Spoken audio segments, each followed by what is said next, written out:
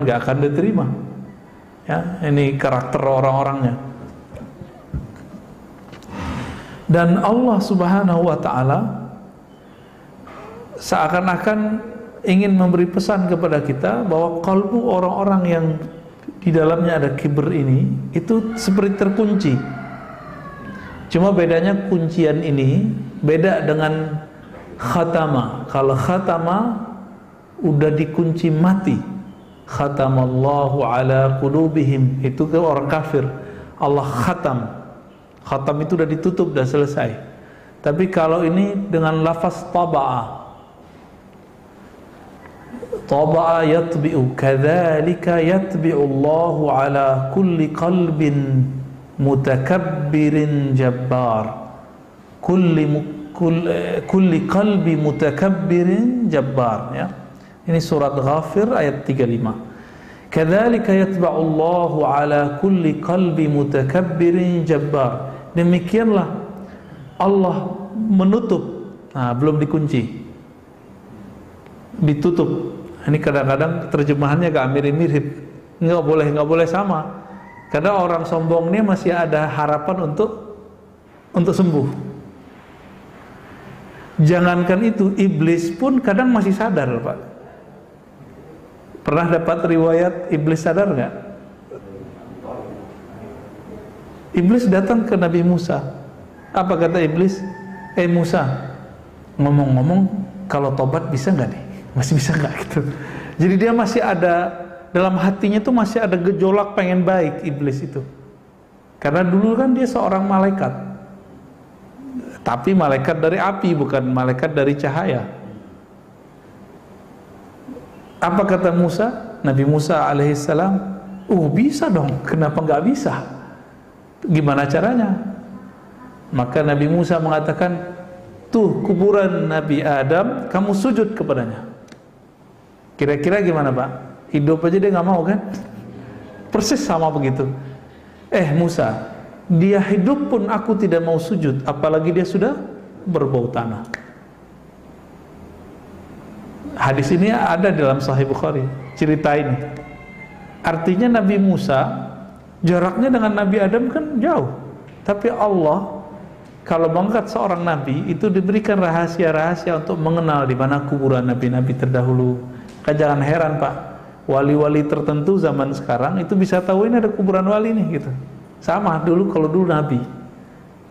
Seandainya wali-wali ini hidup di zaman sebelum Nabi Muhammad, dia jadi nabi. Karena tidak ada lagi nabi setelah Nabi Muhammad SAW. Jadi siapa aja sekarang ngaku jadi nabi, ya pastikan dia ya bagian dari fitnatul dajjal, ya, kekacauan dajjal itu.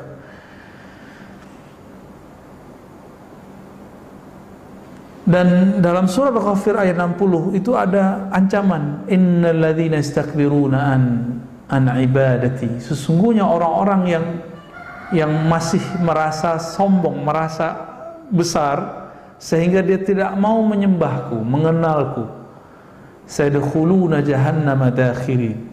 Mereka akan masuk ke dalam jahannam. Jahannam itu bahasa Aramaik lama berarti nar, neraka, sama. Jahannam. Sampai sekarang orang-orang Yahudi itu menggunakan istilah itu untuk menyebutkan api, Jahannam, ya, atau Jahannam. Jadi bahasa Indonesia ya, Jahannam gitu ya. Nah, ini surat Ghafir. Lalu ternyata di hadis Nabi ada kalimat yang lebih rigid. Apa kata Nabi? Ini ada dalam Sahih Bukhari dan Muslim. La yadkhulul jannah, tidak akan menapaki surga, man kana fi qalbihi mithqala dzarratin min kibr. Siapa saja yang tersimpan di kalbunya sebiji zarah, sebesar atom, ada rasa kibr, rasa dirinya besar. Dengan yang akan kita sebutkan nanti, 7 hal tadi. 7 hal ini nyantol di kalbu, kita merasa lebih dari orang karena 3 hal tadi, 7 hal tadi, udah gak bisa masuk surga. Sampai itu dibakar dulu dalam neraka, mungkin kalau Allah ampuni baru bisa masuk. Tapi surat Ghafir ayat 60 itu sudah garansi pasti masuk neraka, bukan garansi masuk surga, Pak. Jadi jaminan masuk neraka bagi orang yang sombong, ya. Tapi sombongnya ini sudah sampai level yastakbiruna an ibadati. Mereka sombong, enggan dari menyembahku, mengenalku. Jadi sombongnya ada tingkatan-tingkatannya nanti. Iblis itu ternyata punya dosa masa lalu. Sebelum iblis itu tidak sujud kepada Nabi Adam, itu ada dosa sebelumnya, Pak. Jadi iblis, dia tugasnya apa dulu? Nama Arabnya itu Haris dan Khazin, dua pangkatnya. Haris penjaga surga, Khazin pemegang khazanah surga. Khazanah artinya apa? Simpanan berharga dalam surga. Itu yang megang siapa? Itu iblis, dulu namanya Azazil. Azazil ini bahasa lama, bahasa Aramaik, bahasa Ibrani lah ya. Azazil artinya hamba Allah yang perkasa, artinya emang hebat. Awalnya iblis itu, Azazil ini dia beribadah di bumi, lalu Allah diangkat, akhirnya dia bisa memimpin sekelompok malaikat, bahkan beberapa malaikat menyembah Allah. Lalu sampai di Sidratul Muntaha, dekat itu kan ada surga, maka dijadikan sebagai ya malaikat surga lah. Nah, maka karena dia sudah bertahun-tahun, kalau bahasa kita mungkin jutaan tahun kali ya, sudah jutaan tahun iblis itu beribadah. Maka di situ muncul perasaan dia merasa dia benar, merasa suci. Maka dia pernah berpikir untuk sesekali mencoba kebesaran Allah. Maka Allah jawab. Nah, di hadis kursinya cuma muncul kalimat ujung di hadis kursi, tapi kisah ini nggak disebutkan di hadis kursi itu. Al-kibriya uridai. Allah Ta'ala berfirman dalam hadis kursi, hadisnya sahih. Kibriya, kebesaran, kesombongan itu adalah ridaku. Ini namanya rida. Biasanya kalau para habaib itu naruhnya di begini naruhnya. Cuma kalau saya lebih nyaman begini. Ya, nutupin leher dikit biar nggak kena tembakan AC, Pak. Wal azamatu izari, dan keagungan itu adalah sarungku. Ya, Allah kan nggak pakai pakaian seperti bayangan kita. Ini bahasa-bahasa ilahiyah lah. Ya, maksudnya Allah yang lebih faham. Jadi Allah pakaiannya bukan kain, pakaiannya adalah kebesarannya, keagungannya. Jadi yang boleh sombong siapa? Allah doang. Jadi di dunia ini, di langit dan bumi, bahkan di alam semesta semuanya, yang boleh sombong itu cuma Allah, yang merasa dirinya besar, dirinya pantas dihargai itu cuma Allah. Nah, sekarang si Azazil ingin dihargai oleh malaikat, gitu. Maka Allah tegur dia kalimat ini. Jadi ini sebenarnya kalam sudah lama Allah turunkan kepada para malaikat, nggak ditangkap sama iblis. Maka ketika perintah berikut ujian kepada Azazil, sujudlah fasjudu li Adama, sujudlah kepada Adam, ya. Maka dia tidak sujud. Yang lain sujud, dia nggak sujud. Nah, begitu iblis itu. Masa saya harus sujud kepada yang diciptakan dari tanah? Dia nggak ngelihat siapa yang nyuruh sujud. Yang nyuruh sujud siapa? Allah Subhanahu wa ta'ala.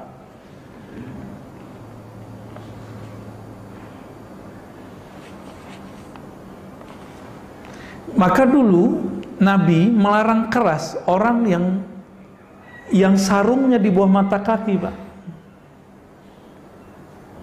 Kenapa? Sarung loh, bukan celana loh ya. Hadisnya sarung, izar. Kenapa? Karena dulu di zaman Rasulullah, yang sarungnya nyeret tanah itu cuma raja-raja sombong dari kalangan raja-raja Persia dan Romawi. Kain mereka banyak. Nah, orang Arab melihat tradisi itu ketika mereka berdagang, dibawalah oleh Abu Jahal, Abu Lahab. Maka kalau mereka sholat, begitu juga munafik Abdullah bin Ubay di Madinah, maka kalau mereka sholat sarungnya itu ya nyeret lantai, Pak, tanah. ketika dia sholat, Abdullah bin Ubay itu bukan merasakan keagungan ruku, keagungan sujud, tapi dia menyaksikan, wah sarung saya bagus ya, samping saya sarungnya sarung miskin, orang-orang miskin nih di samping payah umat Muhammad ini, orang-orang miskin. Perasaan dia begitu. Maka Nabi gak sebut nama. Kenapa? Karena munafik ini kan tersembunyi. Kita gak boleh bilang munafik itu gak boleh. Nah, walaupun 2018-19 itu orang sering ngomong begitu Pak. Cuma karena beda pilihan politik. Ini saya ulang-ulang terus Pak. Ya. Kenapa iman itu tidak memasukkan pilihan politik? Karena pilihan politik itu selalu berubah-ubah. Sedangkan iman itu cuma satu. Ya, iman di kolbu nggak boleh naik, nggak boleh nambah, nggak boleh turun. Tapi iman yang ada pada jasad kita itu bisa naik, bisa turun. Nah, maka jangan masuk-masukkan bab itu. Nah, Abdullah bin Ubay dan orang-orang munafik ini Nabi nggak sebutkan. Bahkan ketika mereka mati, Nabi masih sholatkan. Ya, Abdullah bin Ubay itu meninggal, Nabi sholatin Pak. Sampai kemudian turun ayat melarang sholat kepada Abdullah bin Ubay. Itu kalau sholat merhatiin sarungnya, sarung bagus juga nih gitu. Maka sekarang siapa yang merasa takjub dengan pakaiannya, mau jingkrang mau di bawah mata kaki, tapi dia takjub nih, itu namanya batran atau khuyala. Dia berkhayal lagi sholat bahwa dirinya lebih baik. Kalau dulu zaman-zaman Nabi, orang merasa dirinya baik karena pakaiannya, pakaian zahirnya. Maka Nabi larang. Allah itu nggak pandang sholat orang begini, karena dia sholatnya berkhayal dirinya baik, dirinya kaya. Kalau sombong karena pakaian itu haram, bagaimana dengan sombong karena ilmu? Saya jingkrang nih, misalnya sarung saya nih, terus saya merasa, wah gua doang yang jingkrang nih, samping kayaknya neraka semua nih ya. Oh sarungnya di bawah mata kaki nih, celananya di bawah mata kaki nih. Sama Pak, sama itu. Berarti dia melewati kesombongan. Jadi dia nggak sombong secara pakaian, tapi dia sombong secara fikrohnya. Maka silakan mau jingkrang, sarung di atas mata kaki, tapi jangan berpikir kita ini lebih baik, lebih faham agama dari orang. Itu kan hadis ada asbabul wurudnya. Abu Bakar nggak sanggup, wahai Rasulullah, aku tidak sanggup karena harus megang terus. Apa kata Nabi? Lasta mimman sana'a dzalika khuyala. Engkau melakukan itu bukan karena sombong, hai Abu Bakar. Maka Nabi bolehkan. Hadis ini jelas ini, itu teman-teman kita masih tetap aja nggak mau memahaminya. Jadi paling lucu dulu saya ngaji hadis. Saya bilang, Ustadz, saya punya guru hadis di luar sana. Gak apa-apa, yang penting dia tidak isbal gitu. Loh, apa kaitannya ilmu dengan isbalnya? Nah, jadi orang ini masih terkooptasi dengan 14 abad yang lalu, tidak memperhatikan asbabul wurudnya. Dulu kain itu mahal Pak. Coba tanya ke bapak-bapak yang dulu pernah hidup tahun-tahun 50-an, 60-an, 70-an, beli sarung mahal gak Pak? Ingat-ingat sekarang kan murah sarung, 50.000 udah bisa pakai Lazada ya. Bahkan ada yang 30.000 udah dapat. Zaman-zaman dulu enggak. Saya tanya ke bapak saya, dulu dapat sarung kapan aja Pak? Ya paling pas mau Ramadan atau mau hari raya, itu baru sanggup tuh. Kalau sekarang enggak ya. Sekarang di lemari di rumah saya itu numpuk sarung tuh banyak sekali, sampai bingung kita mau makainya mana Pak. Akhirnya mana yang biasa keambil itu keambil lagi. Jadi asbabul wurudnya sudah berbeda ya. Oke. Tapi terlepas dari itu, hadis ini ingin menunjukkan bahwa sombong di dalam hadis Nabi memang beragam. Ada sombong karena pakaian, ada sombong karena merasa ilmunya, ada sombong karena gelarnya, ada sombong karena ibadahnya, macam-macam nanti.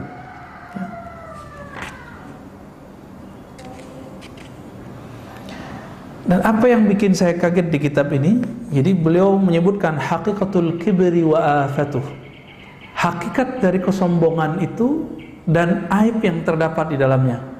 Kita mengira kalau kita ini sombong, kita ini kuat. Ini anggapan kita lah ya. Ternyata Imam Ghazali mengatakan apa? Sombong itu ada zahir, ada batin. Ya. Zahirnya kita sudah tahu. Nah, batinnya apa? Jadi ketika ada orang sombong, la yaqdiru ay yuhibba li akhil mu'min ma yuhibbu li nafsihi.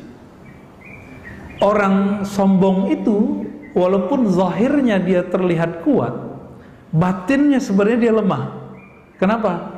Dia tidak sanggup mencintai saudaranya sesama beriman sebagaimana dia mencintai sesuatu untuk dirinya. Jadi dia tidak sanggup mencintai orang. Itu lemah atau kuat? Nah, anggapan kita kan selama ini orang sombong itu orang kuat, ya. Jadi beliau ini ternyata cara berpikirnya di luar yang kita pikirkan. Ternyata jauh lebih cerdas di zaman itu Imam Ghazali ini. Wajar ya. Wajar kalau orang-orang yang terkena fitnatud dajjal itu benci dengan beliau, ya. Apa kata berikutnya? Orang-orang yang sombong itu la yaqdiru ala tawadu. Orang-orang sombong itu enggak punya kekuatan untuk merendahkan hatinya, untuk tawadu. Maka sebenarnya orang sombong itu lemah. Orang yang bisa tawadu, rendah hati, itu cuma orang-orang yang kuat. Kalau dia nggak sanggup untuk merendahkan hatinya, berarti dia lemah aslinya. La'annal mutakabbir, ya, karena orang-orang sombong itu ya la yaqdir ala tawadu wa huwa ra'su akhlaqil muttaqin. Padahal tawadu itu adalah kekuatan dari orang-orang yang bertakwa. Wa la yaqdiru ala tarkil hiqd. Saking lemahnya orang-orang yang sombong ini, dia tidak bisa menolak rasa iri yang muncul dalam dirinya. Ada perasaan iri datang, dia nggak sanggup tolak, Pak. Itu lemah apa kuat? Lemah, ya, sangat-sangat lemah. Dan ini PR kita semua yang berikut ini. Wala yaqdiru ala tarkil ghadab. Orang yang sanggup menahan marah, emosi, itu orang kuat, Pak. Benar nggak? Orang yang sombong itu tidak sanggup untuk menahan dirinya tidak marah. Dia bisanya marah-marah mulu. Maka Nabi mengatakan, orang kuat itu bukanlah orang yang bisa bergelut, gulat, menang, bukan. Tapi man yamlik, siapa yang sanggup menjaga, menahan dirinya indal ghadab, ya, ketika dia marah, ya. Berat, Pak, ya? Berarti kita lemah semua nih, Pak. Kita lemah semua. Lagi naik motor atau nyetir mobil, tahu-tahu disalip sama motornya butut lagi jelek. Itu perasaan gimana, Pak? Wow, mumpung motornya atau mobilnya jelek, kok perlu kita katain, kita salip dulu, kita katain apa lo, kan gitu, ya. Kayak gitu emang tandanya kita lemah. Tapi setan bilang, justru itu yang kuat. Kalau kamu berani bentak orang tuh orang kuat. Ternyata kebalik, ya, kekuatan orang beriman itu bukan di situ, dibalik, Pak, ya. Wala yaqdiru ala nushil latif, wala yaqdiru ala qabul nushi, wala yaslamu min al-izdiria' bin nas wa min ightiyabihim. Orang sombong itu nggak sanggup, ya, menahan dikata-katain orang. Lemah berarti. Orang sombong itu nggak sanggup untuk berkata yang lembut. Bapak lagi marah nih, tapi ngomongnya tetap lembut, bisa nggak? Oh, itu kuat itu, Pak. Kalau ya itu kuat yang sebenarnya kuat yang begitu. Kita nih merasa besar, terus ada orang biasa ngomongin, membicarakan kita, atau dia menasihati kita, sanggup nggak dengerinnya? Kalau sanggup, kuat berarti. Nah, kebanyakan orang nggak kuat. Nah, itulah sombong. Maka al-kibru ghayatud dha'fi. Orang yang punya penyakit sombong di hatinya, itu pada hakikatnya ada penyakit kelemahan dalam batinnya, ya.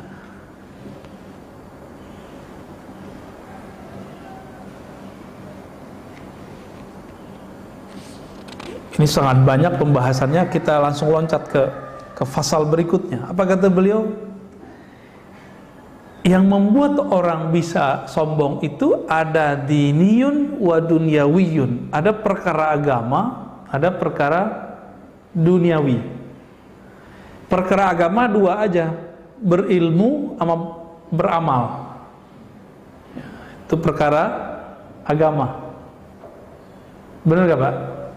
Maka coba lihat nih, betapa hebatnya syaitan itu menjerumuskan orang berilmu lalu dia sombong. Ya, benar ya? Baik orang yang sudah lama ngaji, jadi kiai, jadi santri, ataupun yang baru ngaji, lagi tren ngaji nih, ya, baru hijrah, baru tobat istilahnya, itu perasaan dia merasa tahu itu akan kuat.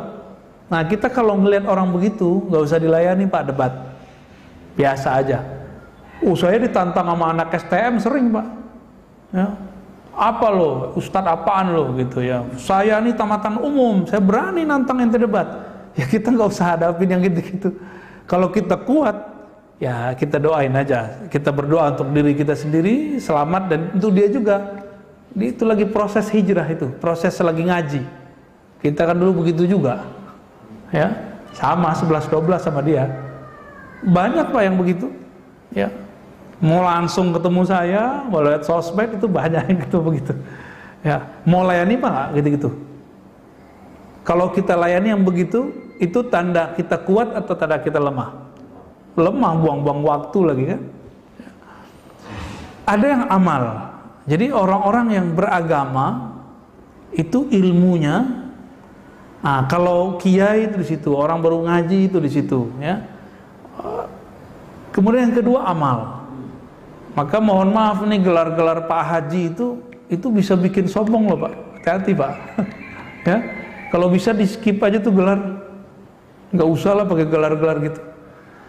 Telepon saya Pak Haji Fulan, nggak usah ya. Nanti sholatnya iri Pak. Semuanya iri. Tapi karena orang merasa kalau haji itu modalnya gede, dia harus dipanggil dengan nama Pak Haji. Kalau orang manggil kita Pak Haji nggak apa-apa, kita jangan membahasakan diri kita Pak Haji gitu. Bisa ya? Insya Allah. Itu udah berhasil tuh Pak, insya Allah, dalam masalah yang sedikit ini. Nah, kita ini bangun masjid nih, banyak donasi. Oh itu besar, nanti setannya tuh datangnya lebih banyak. Setan tuh nunggu supaya kita nanti nyebut, saya nih yang bangun masjid bro, gitu. Dia akan ngomong gitu satu saat. Jangan sampai terjadi. Ini jadi dalam bab agama dua, ilmu, amal. Dalam bab duniawi, perkara duniawi, orang bisa sombong. Ada berapa? Ada 5. Yang pertama nasab, bibit kata orang Jawa ya. Bibit, bobot, bebet. Nah ini bibit nih Pak. Nasabnya nih, hati-hati nih ya. Oh saya masih Raden, saya masih apa Pak? Darah biru. Pas dicek darahnya merah juga Pak. Pas dibekam hitam ya, sama aja. Yang kedua, al-jamal, paras yang bagus. Kalau laki-laki ya gagah ganteng lah, kalau perempuan cantik. Bener ya?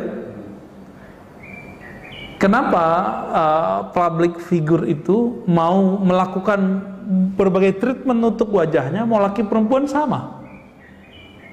Karena itu bagian dari brandingnya, bagian dari proyek pekerjaannya. Bener ya? Kenapa di sekarang ini di Korea Selatan itu rame operasi wajah, ya, operasi plastik. Hidung orang Korea kan nggak mancung-mancung, Pak. Ya, sama kayak kita. Sama kayak kita. Loh, sekarang mancung-mancung. Orang Korea itu wajahnya bulat-bulat, sekarang lonjong-lonjong, oval. Itu mereka kenapa bisa begitu? Ya karena wajah ini memang sesuatu.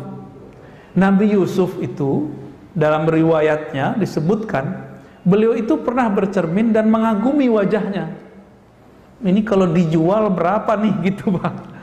Kalau saya ini jadi budak nih kira-kira begitu terbersit di hatinya. Benar kan dia jadiin budak kan habis itu? Nah, tapi ya itu skenario Allah semua lah ya. Dan yang paling berat bukan beliau jadi budak, tapi beliau kemudian hamma biha, ada tarikan ke lawan jenis. Itu semua kita sama, Pak. Mau itu ustadz, mau hafal Quran, bolak-balik sama aja dia hafal Quran. Mau dia zikirnya jutaan ribu kali, itu masalah tarikan lawan jenis itu nggak akan bisa selamat. Barsiso, masih ingat Barsiso? Barsiso itu kalau punya murid, duduknya bukan di lantai lagi, Pak. Saking banyak yang datang kepadanya. Duduk di mana? Kalau ada orang datang, udah kamu tarik nafas, langsung naik badannya. Begitu mereka. Saktinya, karomahnya. Tapi ternyata karomah itu belum tentu istiqomah. Karena karomah tertinggi adalah keistiqomahan. Maka kita berlindung minta ampun kepada Allah dengan masa lalu, masa mendatang, masa sekarang. Semoga Allah menjaga kita semua, ya. Jika pernah terjebak, semoga Allah memaklumi, memaafkan. Amin ya rabbal alamin. Apalagi kenapa ada orang latihan fisik, latihan silat, latihan fitness, workout, ya? Apa tuh? Kuwah, kekuatan. Nah, kekuatan ini dua macam juga. Ada kekuatan fisik, ada kekuatan militer, ada kekuatan politik. Maka semakin luas kekuatannya, semakin besar peluang dia sombong. Pernah lihat berita ibu-ibu muda atau anak-anak kuliahan, anak-anak SMA bentak polisi, ditangkap polisi, dibentak. Apa kata dia? Tahu gak kamu, saya ini anak jenderal, gitu. Tahu-tahu bukan anaknya jenderal, ponakan dari ponakan-ponakannya jenderal. Muncul viral juga tuh, ya. Kok nongol juga, kita nonton juga. Ternyata Allah ingin kasih tahu sebenarnya, nih, ternyata kekuatan bikin orang sombong. Yang dulu masih punya memori kuat, ini kan kita memori kita pendek, Pak. Zaman-zaman Soeharto punya kenalan sama tentara polisi, berasanya gimana? Saya nyaksiin, Pak, di kampung saya itu dulu ada preman baru pulang dari Jawa. Dia mau nguasain tanah tuh. Semuanya duitnya banyak, bagi-bagi ke preman-preman. Akhirnya preman kampung tiga kelurahan mainnya di situ, main gaple di situ. Jadi kalau orang bilang, kamu anak dari mana? Sebut aja nama si ketua preman ini. Langsung semuanya kabur itu, Pak. Nggak ada yang berani nyentuh. Apalagi kalau dia punya kenalan nama, ada backingnya di belakang. Ternyata orang ini ngerasa dia temenan sama jenderal lah, ternyata bohong semua, nggak ada. Gagah-gagahan aja, Pak. Ya kalau zaman sekarang dia foto sama jenderal, terus ya ditunjukin orang nih, lihat nih, gitu. Nah, ini kekuatan. Bisa juga politik. Maka coba lihat juga ada kita temui, ya, anggota dewan bentak-bentak polisi ada, ya, di tengah jalan, pas lagi di mana gitu, ya, bentak orang, itu kelihatan kekuatan politik, kekuatan apapun, ya. Wal mal. Nah, keberapa nih? Nasab, paras, kekuatan, mal apa arti mal? Harta. Nah, itu Bapak ngerasain sendiri lah, ya. Semakin tebel nih dompet, semakin ada perasaan kita bisa beli orang nih, ya. Bisa beli harga diri orang. Ada bisa, semuanya. Kita itu pengen lebih dihargai karena mobil kita beda sama orang yang sebelah, gitu. Makanya orang-orang yang sombong itu nggak rela dia tetangganya mobilnya lebih bagus dari dia. Nggak sanggup dia menahan rasa iri itu. Masa? Dan itu terjadi, Pak. Dan itu bukan hanya di sini, di pesantren aja bisa begitu. Di pesantren itu ada ustadz beli mobil, bisa rame ustadz lain tuh. Bisa rame. Ustadz loh, Pak, ya. Apalagi yang bukan ustadz. Kalau ustadz sombong, iri, dengki, itu bahayanya bawa dalil. Nah, lebih ganas. Kalau orang awam paling-paling iri duniawi aja, pakai akal-akalan dia aja. Tapi kalau ustadz bawa dalil, ini yang paling bahaya, ya. Wa kasratul ansar. Ini keberapa nih? Yang ketujuh ya. Banyaknya pengikut, banyak adanya backing tadi masuk. Maka public figure, ustadz yang banyak santri jamaah, bapak yang punya pengawal, punya anak buah. Kalau di sini ada yang anggota dewan banyak yang nyoblos, itu akan membuat kesombongannya lebih mudah masuk. Itu bahayanya, Pak. Jadi jangan dikira nih saya ini selamat, Pak. Saya takjub aja ada orang ngaji. Saya kena udah. Saya takjub nih, misalnya gini. Kalau gue yang ngisi nih, rame. Nah, itu pada kena tuh, Pak. Itu habis saya itu. Nggak dianggap saya ngajar agama itu. Secara zahir sih malaikat tulis pahala ngajar. Tapi Allah kan mandang kolbu. Oleh Allah nggak dianggap masuk barisan kekasihnya. Gitu. Ada berapa tadi? 2, agama, ilmu dan amal. 7, duniawi. Apa tuh? 5 duniawi ya. Nasab. Ya, saya lupa tadi. Nasab ini masuk suku. Hati-hati. Jadi kita nih banyak suku nggak nih? Jangan pernah berpikir suku kita lebih mulia dari suku orang. Kalau suku kita punya keistimewaan, pasti semua suku ada keistimewaan nggak? Suku Betawi, suku Sunda, suku Jawa, suku Bugis, suku Madura, suku Minang, semua suku itu ada kelebihan masing-masing. Ini hati-hati, jangan pernah kita berpikir saya ini kan orang mana gitu, jangan. Nggak ada urusan itu, ya. Terjebak di situ udah kena nasab. Maka saya nggak sepakat ya kalau orang Jawa, Sunda itu udah larang nikah. Gimana? Laki perempuan ya? Karena nganggapnya itu kakak sama adek gitu ya. Itu dulu udah lewat, jangan begitu lagi.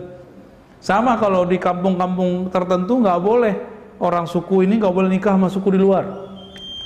Ya zaman-zaman dulu sih begitu ya. Zaman sekarang kan nggak bisa begitu lagi.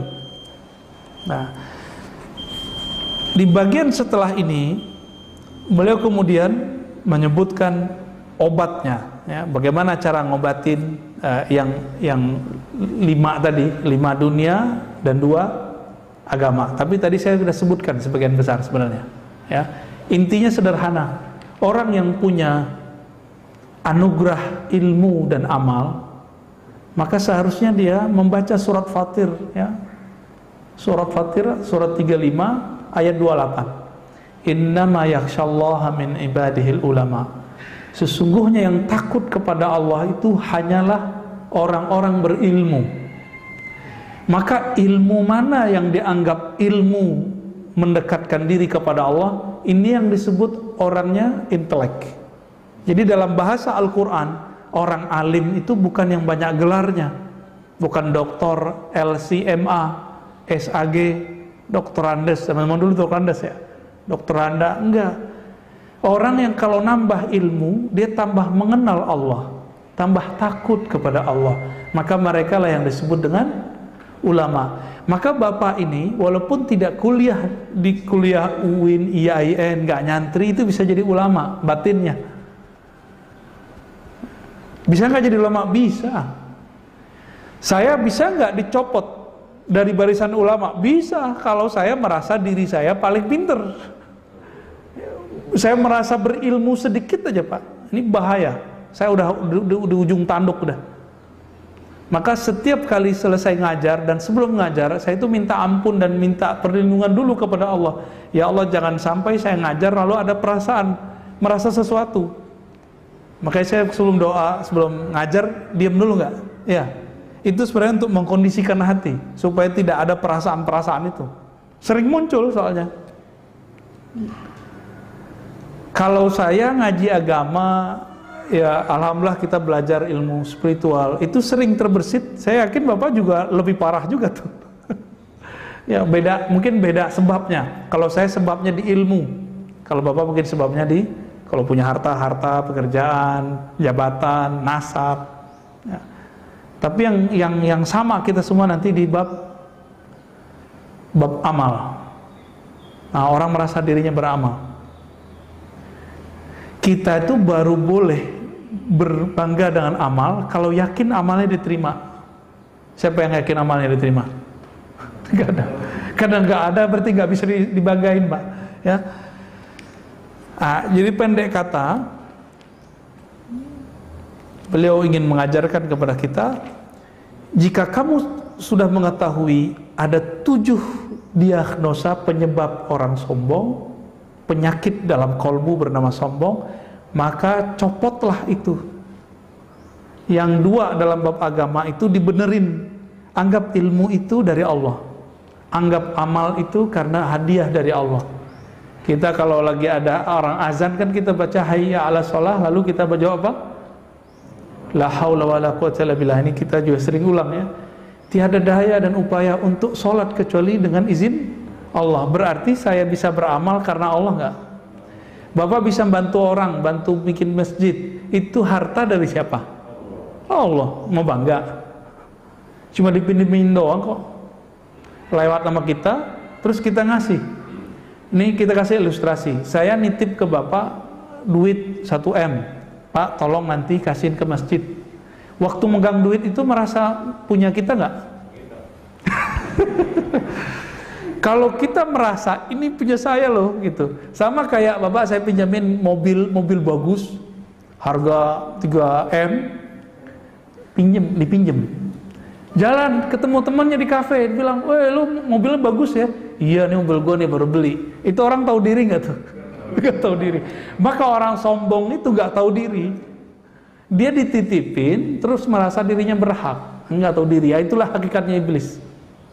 Iblis itu boleh diartikan ablasa iblis itu yang nggak tahu diri.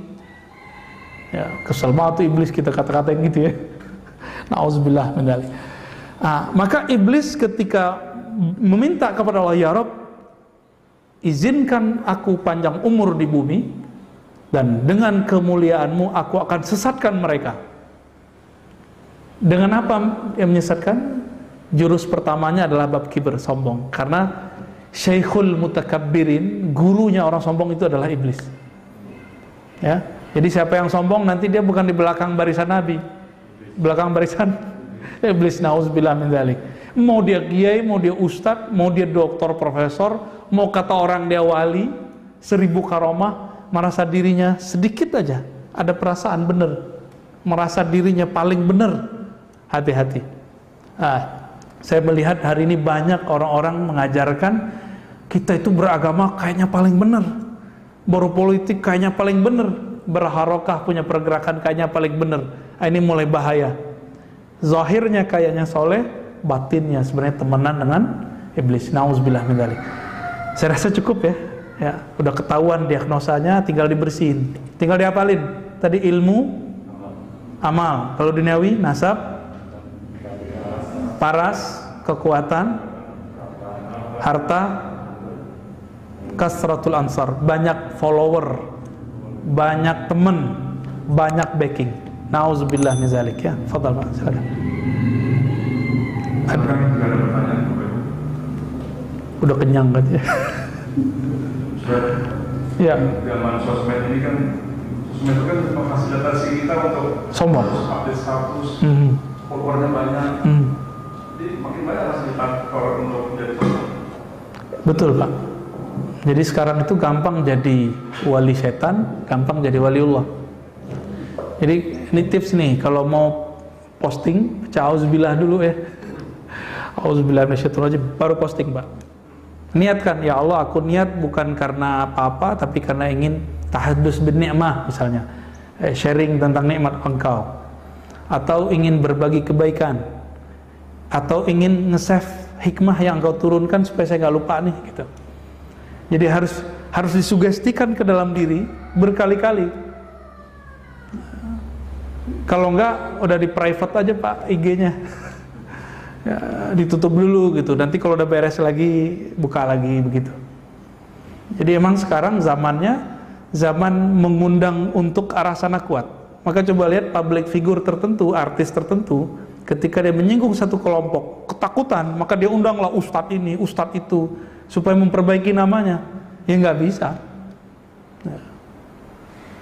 Nah, kalau sudah begini gawat Pak. Apa gawatnya? Nanti dia akan mengikuti selera followernya, selera pasar. Nah, ini gawatnya orang-orang yang kiber itu. Maka orang-orang sombong itu sebenarnya bukanlah orang kuat, tapi dia orang lemah. Karena dia harus mengikuti selera pasar. Pengikutnya mau lagi trending ini nih, dia tidak bisa membuat trending baru, tapi dia bisanya ngikutin trending. Nah, Nabi Muhammad itu kan buat trending baru Pak. Orang nyembah berhala, belum ngajarin gak nyembah berhala. Ya, orang ngajarin kalau ketemu itu ya kalau minum bukan minum kopi, minum tua. Belum ngajarin nggak begitu. Jadi beda di zaman Nabi. Maka Nabi mengatakan sebaik-baik rumah adalah rumah yang terasa luas. Bukan berarti rumah kita harus gede, tapi rumah kita terasa luas, kita nyaman di rumah. Maka sebaik-baik sosmed yang tidak terlalu sering kita pasang status lah, ya. Biar nggak terlalu merasa besar kepala ketika banyak follower. Ini ceknya satu aja Pak. Sedih, sakit hati, terpuruk nggak kalau ada orang unlike? Girang, melayang nggak kalau ada orang like? Senang biasa boleh, sedih sedikit boleh. Tapi kalau girangnya berlebihan, sedihnya terpuruk, berarti belum pantas pakai sosmed. Sebenarnya begitu, ya. Tapi kalau kita udah nggak takut dikata-katain orang, ya apa udah hantam aja Pak, lanjut aja tuh. Ya, gimana? Kalau yang terjemahan kita kan udah ada. Sepertinya ini ada terjemahannya. Ya, ini kan Mau'izatul Mu'minin, Mukhtasar Syekh Al-Qasimi namanya. Jadi nanti kalau cari Muhammad Jamaluddin Al-Qasimi Dimashqi. Nanti saya fotoin deh ke Ustaz ya. Kalau yang ada di Lazada apa Tokopedia ya, itu ada terjemahannya. Cuma saya nggak tahu itu terjemahan dari saudaranya Imam Ghazali, Imam Ahmad Ghazali, atau sudah ringkasan ini. Ini ringkasan ini ada kelebihannya, lebih teratur. Syekh Jamaluddin Al-Qasimi. Kemarin sempat lihat yang langsung dari Imam Ghazali juga ya, yang mukhtasar dari Imam Ghazali. Ya itu diragukan karena Imam Ghazali nggak buat ringkasan. Mungkin itu ringkasan yang Ghazali yang lain gitu. Jadi agak banyak. Ya. Kalau saya beli aja semua ya Pak. Akhirnya di rumah itu ada beberapa ya ringkasan-ringkasan Imam Ghazali. Nah kalau saya mengambil yang ini karena bahasanya luan bagus. Ustaz, ada 3 pertanyaan dari online. Fadhal. Langsung semuanya langsung saja. Ya. Yang pertama. Satu dulu. Oh, satu. Yang pertama, dahulu iblis tinggal di surga. Karena di surga itu tidak ada sifat sombong atau sifat jelek lainnya. Kenapa iblis bisa mempunyai sifat seperti itu? Awalnya iblis nggak sombong, ya. Makanya Allah tanya, apakah engkau minal alin, orang yang tinggi? Maka diusir ketika tumbuh bibit itu dalam dirinya, maka diusirlah iblis dari surga. Jadi surga itu nggak ada orang sombong. Nah, iblis itu dulu pernah tidak sombong. Nah, orang nggak sombong kayak bapak ini misalnya nggak sombong nih, kita uji ada bibit nggak di dalam. Kalau ada bibitnya pasti keluar. Nah, iblis itu pas diuji kambuh, gitu masalahnya dia, maka diusir. Sama gitu. Jadi ada wali diangkat terus merasa sombong dengan kewaliannya, dicopot dia dari kewaliannya. Mau dia ulama, mau dia hafal Quran, nggak ngaruh Pak.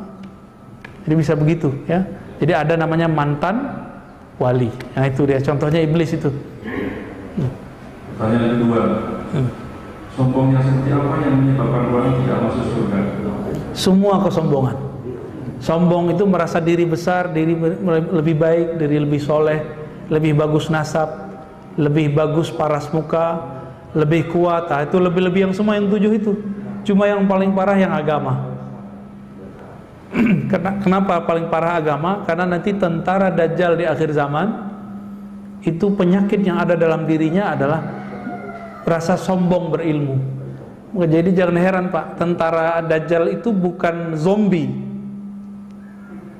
tapi orang berbaju kayak kita, bajunya baju-baju muslim begini, tapi menghalalkan darah sesama muslim, mengkafirkan.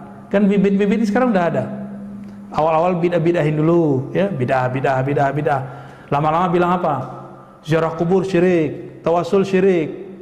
Nah, ini udah bibit-bibit ini. Kalau ini dibiarkan, lihat Irak.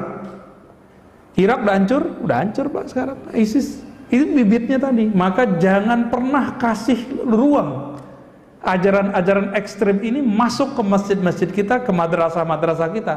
Ini yang saya nyinyirin dikit. Kok pesantren modern menerima kitab Syekh Saleh Fauzan diajarkan di pesantren modern? Di situ disebutkan bertawasul itu syirik. Buat maulid Nabi itu menyerupai Nasrani. Bukan gawat itu.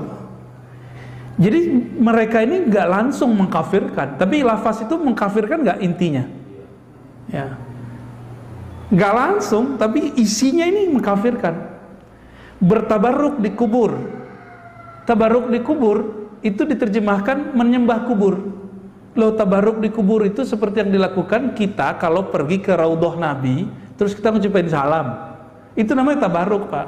Sholat di situ itu tabarruk namanya. Boleh nggak nyentuh kubur? Dulu Syekh Imam Sya'rawi ini mufassir di Mesir. Ya, Mutawalli Sya'rawi. Itu beliau zaman-zaman itu belum dipagar. Beliau ciumlah bangunan, ada kuburan tuh, cium bangunan paling luarnya. Askar marah, dia nggak tahu yang dia marahi adalah seorang ulama besar di Al-Azhar. Haram, syirik, haram gitu. Arab, lu nggak ngerti ini haram, ini syirik. Orang ini teriak, langsung diambil jidatnya dicium sama Syekh Mutawalli, langsung dikaget-kaget. Ini syirik nggak kira-kira begitu kalau bahasa beliau? Enggak, bingung dia. Berarti mencium tempat sesuatu, mencari berkahnya atau mendapatkan apa, itu bukan syirik. Mereka menganggap itu syirik Pak. Salah paham mulu. Kita bilang tabaruk ngambil berkah, dianggap menyembah kubur. Nggak nyambung. Apalagi nanti ada nih rambut-rambut Nabi. Ini sekarang udah banyak nyebar Pak. Ini udah mulai tanda. Mereka nggak percaya itu. Dan yang paling sedih, mereka nggak percaya ada zuriat Nabi, keturunan Nabi. Bahaya nggak? Imam Mahdi yang hadisnya sahih itu keturunan Nabi bukan? Nah, mereka nggak percaya Pak ada keturunan Nabi. Maka saya mengimbau teman-teman yang terjebak kepada kesalahan, kekeliruan ini, ayo dikaji kembali. Mau jadi tentara Dajjal ntar atau tentara Imam Mahdi gitu. Ya kita kan nggak tahu kita ada umurnya panjang atau enggak. Kalau umur kita panjang, semoga kita di barisan yang benar gitu. Jangan pastikan juga kita benar, belum tentu. Kira-kira gitu Pak ya. Apakah boleh menyombongi orang yang sombong? Nah, itu hadisnya palsu itu. Kabiru al-mutakabbir. Ada hadis itu. Itu saya baca ada di Mukhtarul Ahadis, diajarkan di beberapa pesantren lama. Cuma beberapa pesantren itu sudah merevisi, nggak pakai kitab itu. Kabiru al-mutakabbir. Bersikap sombonglah terhadap orang sombong. Itu bukan berarti nyuruh kita naruh kesombongan di hati. Jadi kalau mau dipakai itu lafaz riwayat, mau dianggap nih, ayo kita pakai boleh. Tapi dengan syarat, bukan sombong. Kalimat ini kan kabara yukabiru. Itu beda dengan kibir. Kabaro itu pura-pura sombong. Nah, itu beda Pak. Pura-pura sombong lah, ya kerjain orang sombong gitu. Boleh nggak ngerjain orang sombong? Boleh Pak. Kerjain madalil kalau dia masalah agama. Kalau dia belagu masalah harta, kerjain aja, pura-pura ya pengen ditraktir kayak apa kayak gitu. Itu maksudnya kabiru itu. Jadi bukan dia pakai Fortuner, bapak pakai Fortuner 2 gitu, bukan. Nggak nyambung itu. Bukan begitu maksudnya ya. Jadi kabiru al-mutakabbir itu bukan hadis yang sahih. Itu pertama. Itu perkataan asar lah, asar ulama salafus saleh. Dan maknanya bukan menaruh kesombongan di hati, tapi pura-pura atau belaga ngerjain orang sombong. Jadi kalau terjemahan saya, Cuma kalau bahasa gaulnya enak sih Pak, kerjain orang sombong gitu. Bahasa bakunya apa Pak? Itu bahasa gaul gitu Pak. Kita udah kena ngomong begini tiap hari, jadi susah juga dengan bahasa Indonesia yang EYD ya. Apa Pak? Kerjain orang sombong. Kerjain orang sombong. Waduh, susah juga bahasa Indonesia, nggak lolos nih bahasa Indonesianya nih. Ya kira-kira begitu. Jadi kerjainlah itu orang sombong, tapi jangan taruh kesombongan di dalam hati. Siapa yang boleh melakukan itu? Hanya 2 orang. Pertama, sahabat yang sayang, cinta ke saudaranya, yang saudaranya ini terjebak sombong. Yang kedua, guru mendidik muridnya. Cuma 2 orang itu. Di luar itu nggak boleh ngerjain. Nanti kita malah yang sombong-sombong. Dia sembuh dari kesombongan, kita mengidap kesombongan itu. Ya sama kayak teman saya ahli ruqyah, tapi dia nggak memanggar dirinya. Dia ruqyah orang, habis itu dia yang kesurupan setan. Dia nggak kesurupan jin, Pak, kesurupan setan. Setan sombong. Setan sombong, maka dia merasa paling benar. Karena nggak mager kolbunya. Merasa udah mengislamkan banyak jin. Merasa dirinya metode-metode ruqyahnya udah paling benar. Ada orang kritik dikit dianggap salah. Wah, itu udah kena tuh. Bukan kesurupan jin dia, kesurupan setan. Nah, kalau setan yang kesurupan lebih bahaya daripada jin. Jin bacain dikit beres. Kalau setan dibacain mau bilang, "Aku juga tahu." Gitu. Kan repot Pak jadi. Terakhir. Bijaknya menghadapi orang yang sombong atau membanggakan diri. Ya sama kayak tadi ya, cara menghadapi orang sombong. Kalau kita sahabat dia yang sayang sama dia, maka kerjain. Ngerjain itu niatnya adalah menasihati dia. Atau kita sebagai gurunya. Saya dulu waktu masih nyantri, mahasiswa, saya sombongnya bukan main. Karena dulu hampir tiap hari menghafalkan hadis Pak. Jadi hafalan hadisnya waktu itu banyak sekali. Dan itu diniatkan untuk mendebat orang. Ya, kalau baca apa niatnya, wah ini untuk senjata ngelawanan. Udah kebayang semua di kepala tuh. Jadi saya tahfiz menghafalkan ayat Quran itu niatnya bukan mau untuk dibawa sholat, tapi untuk nanti jadikan dalil menghantam orang. Ya. Lalu ketemulah guru, alhamdulillah guru saya ini ngerjain saya kira-kira begitu. Ya. Nah, di situ bisa ngobatin alhamdulillah. Pas kita jadi dosen, jadi guru di pesantren, kita ngeliat santri yang sama kayak kita dulu Pak. Saya nyesek juga ya. Berarti kiai saya dulu nyesek Pak ngeliat saya itu. Ya minta ampun kepada Allah, saya berdoa, ya Allah tolong jangan biarkan dia seperti itu, tolong tegur dia dengan cara yang baik. Bener nggak nyampe setahun dia berubah. Nah, berarti kan Allah yang merubah, bukan kita cuma asbab aja. Semoga kajian di pagi ini bisa membantu kita mendiagnosa kalau ada penyakit itu dalam diri kita, segera diperbaiki, segera tobatnya tobat batin, ta'awuznya ta'awuz batin.